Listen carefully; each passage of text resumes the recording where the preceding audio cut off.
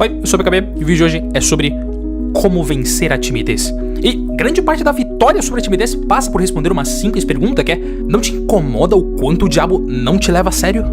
Veja, analise comigo. Quando você acorda, você não é tentado a assaltar joalherias, vender drogas, fazer uma revolução armada. Em outras palavras, para o diabo te afastar do bem, ele não precisa pensar numa tentação muito elaborada.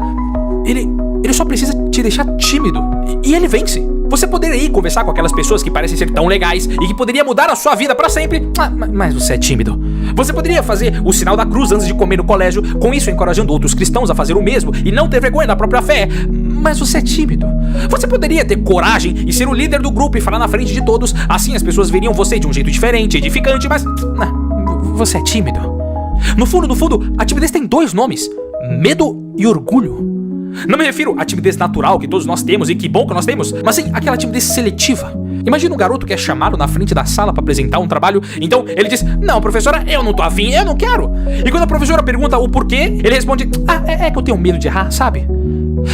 Veja que mentira, que mentira! Nesse exemplo que eu trago, o garoto não tá com medo de errar, mas sendo que os outros vão pensar do erro dele.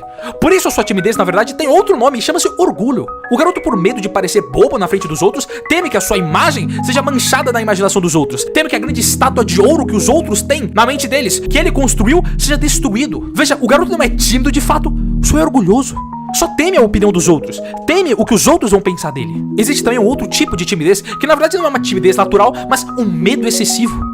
Em outros casos, a timidez paralisa a pessoa de tal modo que não permite ela de fazer o bem, de fazer uma doação, de perguntar para outra pessoa se ela precisa de ajuda, de conversar com outras pessoas que claramente iriam fazer um bem absurdo. Existe um mundo em que a oportunidade da vida dela passou na frente dela por 15 vezes e por uma boba timidez, ela deixou ir embora. Será que não entende que o diabo não precisa te convencer de fazer o mal? Não, ele só precisa te impedir de fazer o bem.